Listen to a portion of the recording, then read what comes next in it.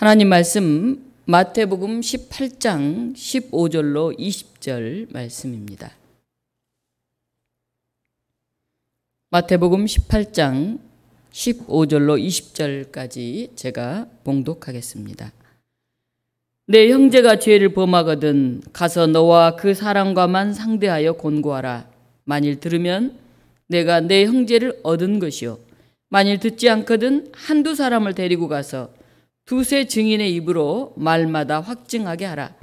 만일 그들의 말도 듣지 않거든 교회의 말하고, 교회의 말도 듣지 않거든 이방인과 세리와 같이 여기라.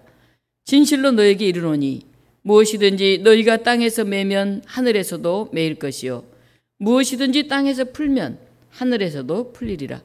진실로 다시 너희에게 이르노니 너희 중에 두 사람이 땅에서 합심하여 무엇이든지 구하면 하늘에 계신 내 아버지께서 그들을 위하여 이루게 하시리라.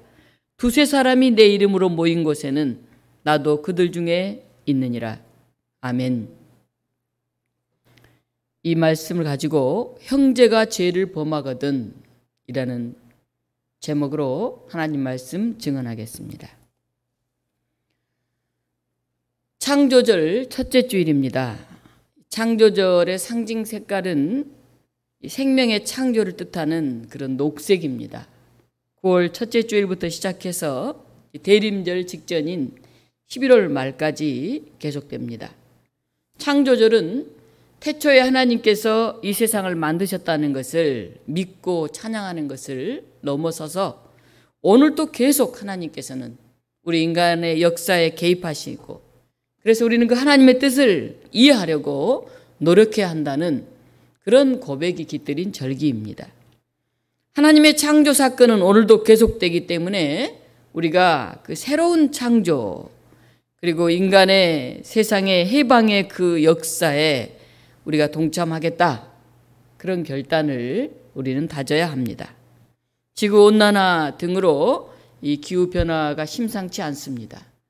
그리고 코로나 바이러스로 인해서 올 초부터 지금까지 온 지구가 신음하고 있습니다. 인간의 탐욕이 얼마나 무서운지, 자연을 보호하지 않고 훼손한 결과가 어떠한지 우리는 뼈저리게 느끼고 있습니다. 1990년에 정의, 평화, 창조세계의 보존, 그 첫 글자를 따서 JPIC 세계대회가 우리나라에서 열렸습니다. 지금부터 30년 전에 창조세계와 환경 문제가 신학의 주제로 등장했었습니다. 그리고 교회가 앞장서 온 자연 생태계를 향한 정복주의적인 그런 사고, 그리고 인간 중심적인 신학, 그것을 이미 반성을 했습니다. 그러나 아직도 한국의 많은 교회들이 교회 성장 신학, 교권주의, 목회자 절대주의, 이런 비민주적이고 반생태주의적인 그런 모습을 지니고 있어서 안타깝기 그지없습니다. 기독교인들을 우리는 성도라고 부릅니다. 거룩한 무리라고 하는 뜻입니다. 거룩, 이 말은 하나님의 속성 중에서 굉장히 중요한 부분이기 때문에 하나님을 믿는 사람들에게 요구되는 그런 계명이기도 합니다. 나 하나님 여호와가 거룩하니 너희도 거룩해야 한다. 레위기 19장에서는 그렇게 말씀합니다. 여러분을 부르신 분이 거룩하신 것처럼 여러분도 모든 행실에 거룩한 사람들이 되십시오. 기록되기를 내가 거룩하니 너희도 거룩하라 하셨습니다. 베드로전서 1장 15절 16절에 쓰인 말씀입니다. 거룩이 무슨 뜻입니까? 거룩은 구별하다, 분리하고 구분하다, 깨끗하게 하다, 그런 뜻을 가지고 있습니다.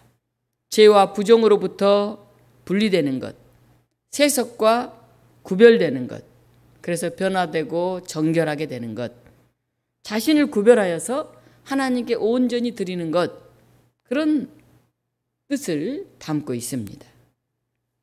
오늘날 성도들이 성도로서의 역할을 감당하지 못하고 교회가 교회로서의 권위를 갖지 못해서 세상은 점점 어두워져 가는 것 같습니다.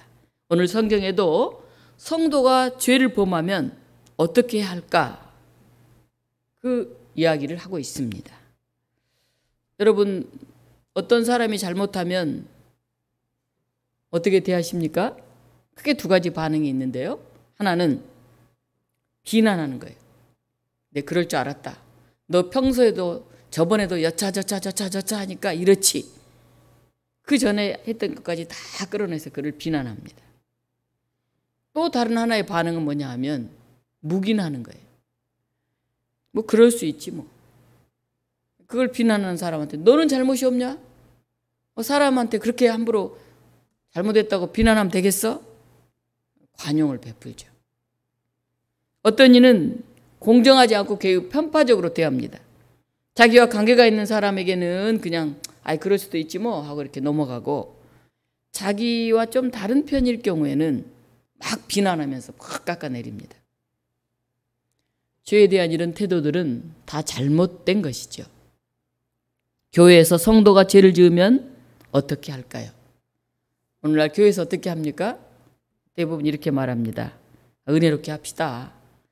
가장 큰 교회 덕목이 사랑 아닙니까? 그냥 눈 한번 감고 용서합시다.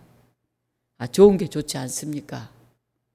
많은 경우에 용납하고 묵인하자, 이런 경우가 대부분입니다.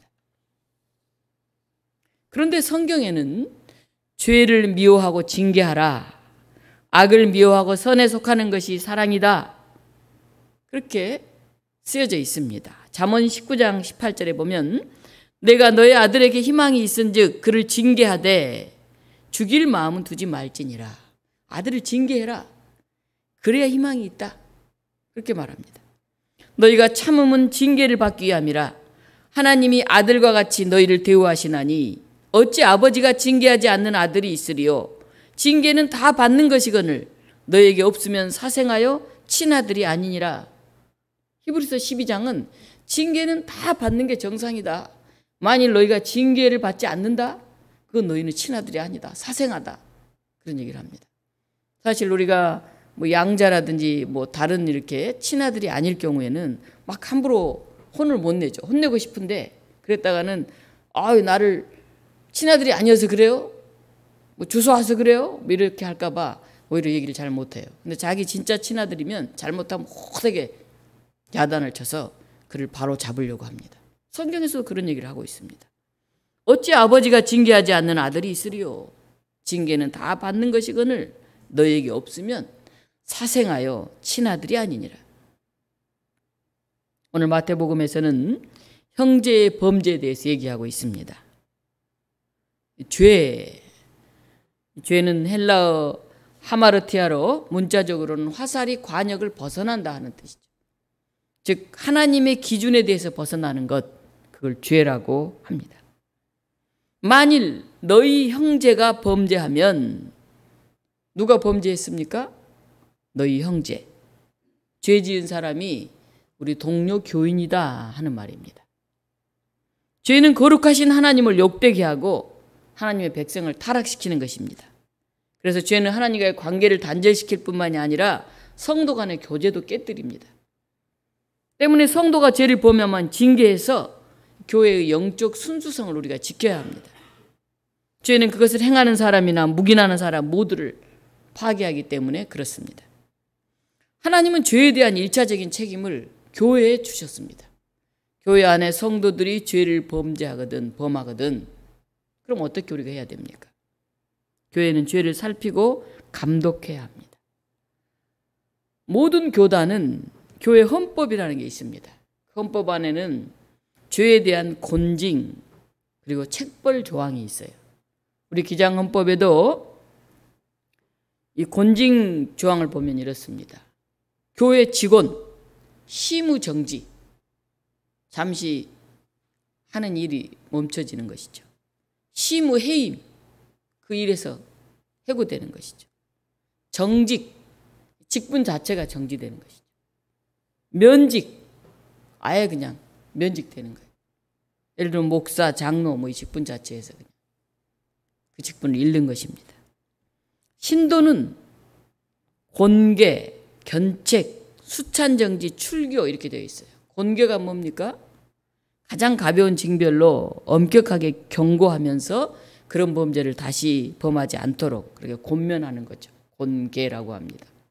그 다음에 견책, 그건 스스로 근신하고 회개하도록 하는 것입니다. 다른 교단 보니까 당회장에게 반성문을 써서 내게 한다, 뭐 이렇게 하는 교단도 있더라고요. 수찬정지, 성찬에 참여하지 못하게 하는 것입니다.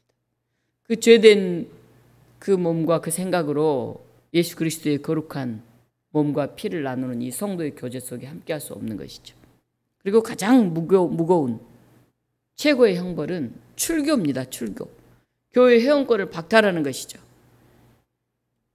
성도의 교제가 단절됩니다. 이렇게 세세하고 구체적으로 헌법에 곤징과 책벌 조항이 기록되어 있습니다. 그런데 개교에서는 곤징을 제대로 행사하는 경우가 별로 없습니다. 왜 그럴까요? 이 교회 아니면 없냐? 그리고 이 교회에서 뭐 견책, 뭐 곤계 이런 거 하면은 다른 교회로 훌쩍 가버리니까 별 의미가 없어요. 예장 백석 대신 교단에서 전 아무개 씨 목사직을 면직시켰어요. 그런데 그가 새로운 교단을 만들어 가지고 더 열심히 나와서 일을 합니다. 그러면 다른 장로국 교단에서 그 사람은 면직된 목사다, 그래서 목사가 아니다, 이렇게 선언하고 거리를 둬야 되는데, 문제는 자기 교회 이익을 위해서 자기들이 주장하는 어떤 정치적인 그런 입장에 의해서 그를 막 지지하고 오히려 그냥 큰 책무까지 맡기니까 한국 개신교가 이렇게 된 것입니다. 이제 코로나19 확산 때문에 사랑제일교회가 엄청난 문제가 생겨서 온 국민들, 세계적으로도 지금 사랑제일교회 전 아무개 하면 다 알 정도가 됐어요. 1000명 넘는 확진자가 생기니 그렇지 않겠습니까? 그런데 그동안 자기 이익을 위해서 그냥 뭐 형님 동생 하면서 정치적으로 같이 해왔으니 이제 와서 뭐 발뺌하기도 그렇고, 그렇다고 그 사람하고 또 옆에 서 있기도 그렇고, 그래서 함께 했던 대형교회 목회자들이 굉장히 지금 곤란한 상황에 서 있습니다. 또 어떤 정치적으로 어떤 이들은 그 사람은 참 문제다, 그런데 그 사람이 한 말은 옳다, 또 이렇게 얘기하는 그런 정치인들도 있습니다. 이에 비해서 카톨릭은 세계적으로 단일 교단이기 때문에 한 성당에서 파문, 거기는 출교라고 하지 않고 파문이라고 하는데요, 파문을 당하면 다른 성당에 못 가요. 그 명단에서 딱 전체적으로 못 갑니다. 개신교가 굉장히 교단들이 많아서 단일 대우를 형성하지 못하고 있는 것이 굉장히 안타까운 그런 일 중에 하나입니다. 죄 지은 형제를 어떻게 대해야 하는가? 오늘 성경에서는 크게 3단계로 이야기합니다. 그 첫 번째 단계는 15절입니다. 내 형제가 죄를 범하거든 가서 너와 그 사람과만 상대하여 권고하라. 가서 너와 그 사람과만 상대하여 권고하라. 여기저기 막 소문내고 알리지 말고 1대1로 직접 만나서 사적으로 권고하라는 것입니다. 굉장히 중요한 부분입니다. 주로 이렇게 온수가 되고 관계가 깨지는 경우가 서로 이렇게 불편한 일이 생겨서가 아니고 여기저기 막 알리고 다녀서 그것 때문에 큰 상처를 입어서 그렇습니다. 자기가 잘못한지 아는데도 저 사람이 어떻게 방방곳곳에 소문을 내고 다니느냐, 그게 이제 더 노여움이 됩니다. 첫 번째는 1대1로 그 사람을 만나서 직접 얘기해라 하는 것입니다. 권고한다는 말은 헬라어로 엘렌코인데요, 그 뜻을 해석하면 노출시키다, 빛으로 가져오다, 그런 뜻입니다. 상대가 죄를 깨닫도록 그 잘못을 알려주고 그것을 빛으로 선도해 주는 걸 말해요. 선도해 주는, 막 지적하고 혼내키라는 얘기가 아니고, 그 사람이 깨닫지 못하고 있을 수도 있잖아요. 또는 알고는 있는데 어떻게 해야 될지 모를 수도 있잖아요. 그래서 1대1로 만나서 이러이러한 부분은 문제가 있습니다, 이러이러합니다, 그를 이제 회개할 수 있는 그런 기회를 주라는 것이죠. 만일 들으면 내가 너의 형제를 얻은 것이요. 그 사람이 그 말을 듣고 회개하면 다시 돌아서는 그런 계기가 됩니다. 그 공고를 받아들인다면 그는 성도의 교제권 안에 그가 잘 자리매김을 하게 될 것입니다. 어찌 보면 참 감사하다. 1대1로 찾아와서 저렇게 조용히 겸손하게 온유하게 사랑으로 나의 문제를 얘기해 주는구나. 이렇게 깨닫게 될 것입니다. 권징의 목적은 타락한 형제를 영적으로 회복시키고 교회 공동체를 순수하게 유지하는 것이에요. 죄 지은 형제를 영적으로 회복시키는 것. 그 사람을 문제 제기해가지고 그 자리에서 쫓아내려는 게 목적이 아닙니다. 죄 지은 형제에 대한 공고는 할 수 있으면 빨리 그 죄에서 돌아서게 하는 게 좋습니다. 그 죄가 계속되면 소문도 많이 날 것이고 또 더 큰 죄를 짓게 되면 용서받기도 어렵기 때문에 그렇습니다. 그런데 만일 듣지 않으면 어떻게 하느냐? 오늘 두 번째 단계를 시행합니다. 두 번째 단계는 한두 사람을 데리고 가서 두세 증인의 입으로 말마다 확증하게 하라. 16절에 그렇게 쓰여져 있습니다. 혼자 가서 했는데 안 돼요. 그러면 교회에 좀 이렇게 영적으로 깊은 존경받는 그런 분들 두어 분을 이제 모시고 가라는 거죠. 그래서 다시 얘기를 하라는 겁니다. 나 혼자 했는데 내 얘기가 부족했을 수도 있고 또 내가 판단을 조금 잘못했을 수도 있지 않을까요? 그러니까 더 그들을 확증할 수 있는 그런 덕이 있는 그런 분들을 모시고 가서 다시 한번 권고하라는 것입니다.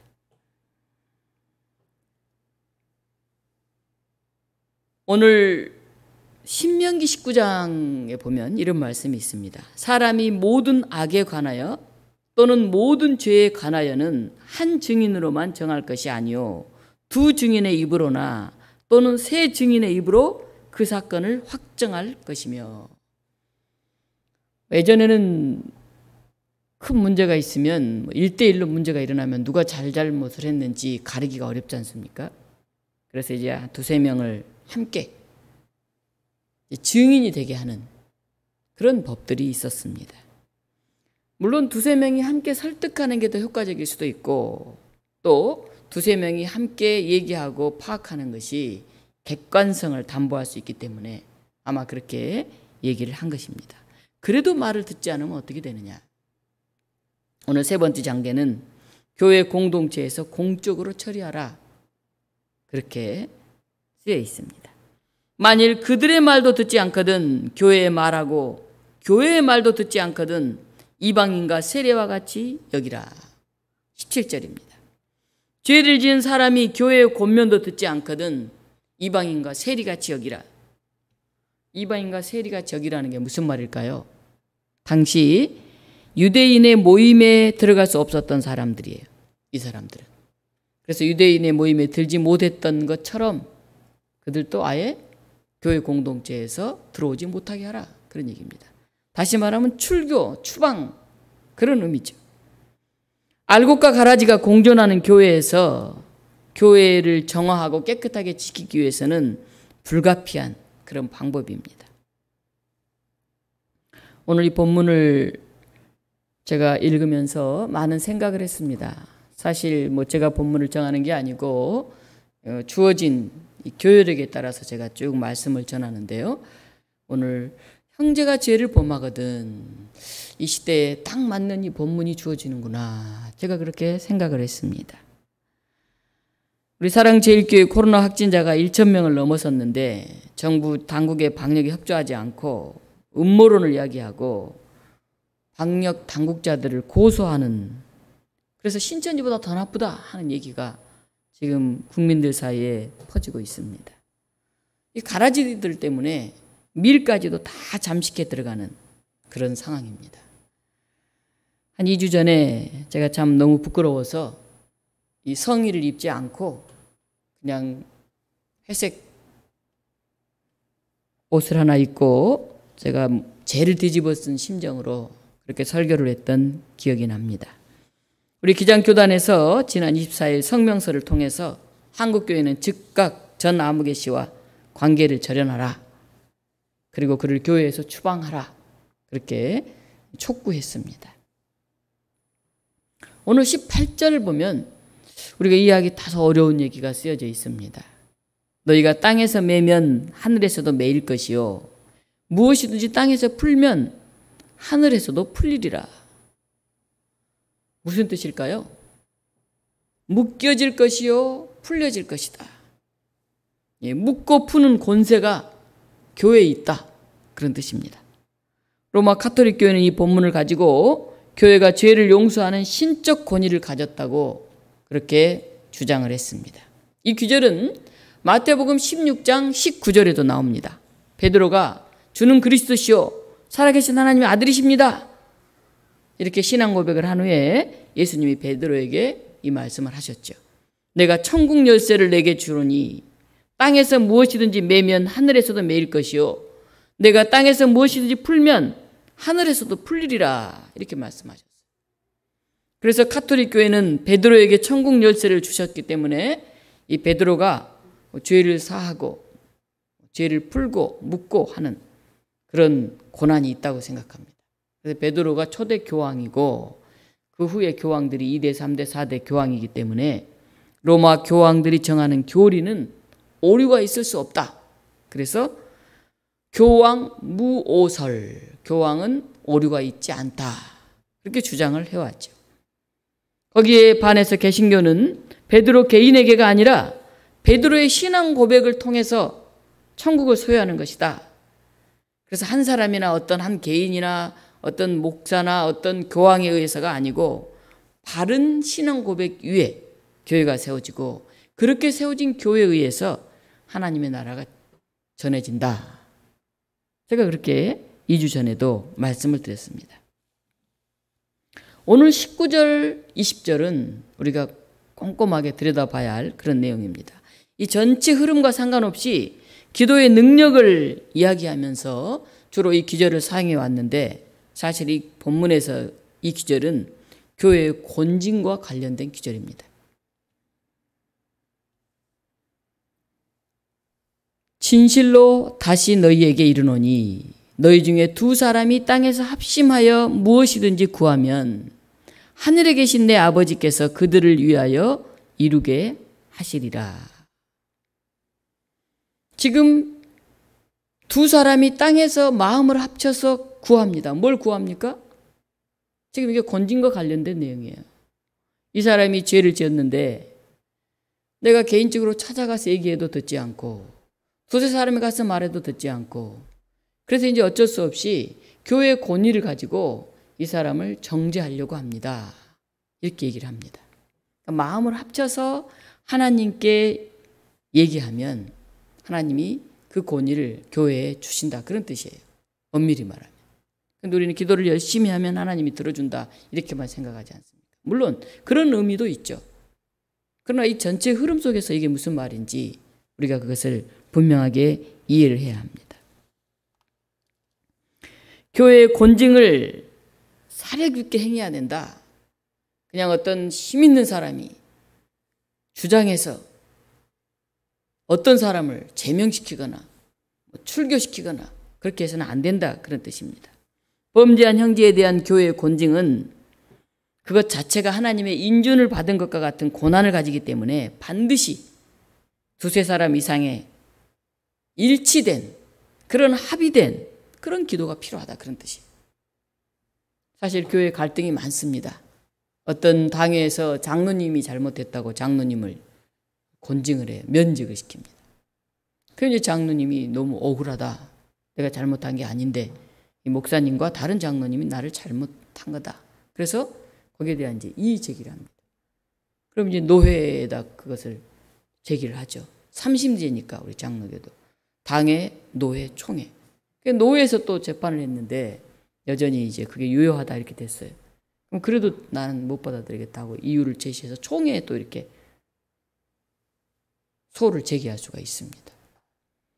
그러니까 공평하게 분명한 근거를 가지고 많은 사람들의 중지를 모아서 교회 재판이 행해져야지 그렇지 않게 어떤 파당에 의해서 애매하게 그렇게 이게 행해지면 문제가 생기는 것입니다.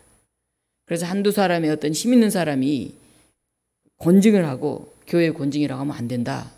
정말 합심해서 마음들을 모아서 하나님께 고해야 된다. 그래서 하나님의 뜻에 합당한 그런 권징과 절차를 행할 때 그게 이루어지고 그게 옳은 거다. 그런 의미예요. 여기서 나오는 뜻이. 두 사람 이상의 일치된 기도가 필요하다. 즉 교회 권징이 교회 회원들의 합치된 의견이 될 때 그게 하나님의 뜻에 더 합치된 그런 뜻이다 하는 거죠. 이 말은 어떤 개인의 독단적이고 인위적인 결정을 배격하고 하나님의 뜻을 담보하기 위한 최소한의 그 단위를 얘기하고 있다. 그렇게 보아야 합니다. 오늘 20절 보면 두세 사람이 내 이름으로 모인 곳에는 나도 그들 중에 있느니라. 이어지는 말씀이죠. 19절부터. 권징이 하나님의 말씀에 따라 행사될 때 하나님께서 그 징계를 확증하시고 예수님께서도 그 자신의 확증을 더하신다 하는 얘기입니다. 두세 사람이 내 이름으로 예수 그리스도의 이름, 예수 그리스도의 뜻, 예수 그리스도가 실천하고 행동하셨던 것 그처럼 그렇게 교회 안에서 치리가 이루어지고 그런 공동체가 이루어지는 그때에 내가 그 안에 있다 하는 것입니다. 우리는 그냥 우리가 열심히 기도하면 하나님이 다 들어주시고 두 사람 이상 모여서 열심히 기도하면 예수님이 우리 안에 있다 이렇게 우리 중심적으로 해석을 합니다. 우리가 잘 알듯이 최근에 이런 교회에 대한 비난, 사실 교회에 지금 계속 예배를 중지하고 있잖아요. 우스갯소리로 교회 목회자들이 모임을 해야 되는데 교회에서 모임을 못하게 해요. 그래서 다른 데 가서 모여요. 그럼 그 모임이 됩니까? 안 됩니까? 모임이 돼요. 거기서는 10명 미만 모이면. 그래서 어떤 데서는 막 강의를 하죠. 아니 말이나 되느냐.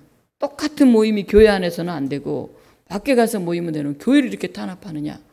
이렇게 얘기하는 사람도 있습니다. 근데 그 얘기에 앞서서 교회가 왜 바이러스의 온상이 되고 있고 또 왜 사람들이 교회를 그렇게 보고 있는지 우리가 우리 스스로의 모습을 돌아봐야 합니다. 정말 한두 사람의 지도자가 교회 전체를 부끄럽게 만들고 있지 않는지 우리가 돌아봐야 됩니다. 누가 잘못했다 권징하기 이전에 나는 교회 지도자로, 나는 교회 직분자로, 나는 제대로 서 있는지 우리 자신을 돌아봐야 할 것입니다. 예수 그리스도의 이름으로 모인 성도는 예수 그리스도의 삶과 뜻에 합당한 그런 교회를 세워가기 위해서 힘써야 합니다. 갈라디아서 6장 1절에 이렇게 말씀이 있습니다.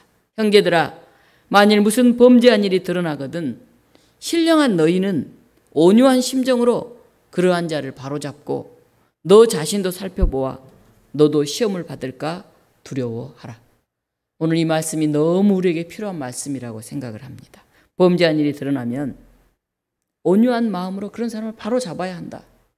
그냥 묵인하고 넘어가거나 그냥 눈 감고 있거나 아무 말도 안 하면 방조하는 거나 똑같으니까 교회가 전체적으로 사람들의 비난을 받는 것입니다.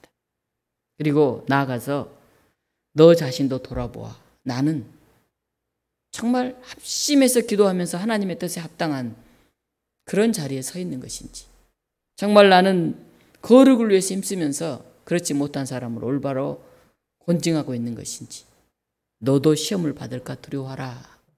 이 말씀 앞에 서야 할 것입니다. 교회의 권위가 무너져 내린 위기 때일수록 나 하나님이 거룩하니 너희도 거룩하라. 그런 말씀을 붙들고 가라지를 걸러내면서 우리 또한 그 알곡이 되기 위해서 몸부림치며 기도하는 그런 성도들 되시기를 간절히 축원합니다. 사랑의 하나님, 내 형제가 죄를 범하거든, 오늘 성경에서는 교회 안에 있는 성도들이 죄를 지을 수 있음을 이야기하고 있습니다. 묵인하거나 하나님의 은혜라고 덮거나 아무 말 없이 그저 그렇게 지나가지 않고 한 번, 두 번, 세 번 분명하게 여러 단계와 방법을 통해서 그를 회개시키기 위해 애쓰라고 말씀하고 있습니다. 하나님, 하나님께서는 교회에 올바른 신앙 고백이 있는 예수 그리스도 이름으로 모이는 이 공동체에 천국의 열쇠를 주시고 메고 풀 수 있도록 그렇게 교회에 권위를, 권세를 주셨는데 그 권세를 온전히 누리지 못하고 있는 오늘날 한국교회가 부끄럽습니다. 우리가 올바른 신앙 고백 위에 서지 못하고 우리가 올바르게 잘못한 우리 안의 사람들을 경고하고 때로는 면직하고 때로는 출교하지 못해서 한국교회가 모두가 비난 가운데 처하는 그런 상황 속에 있습니다.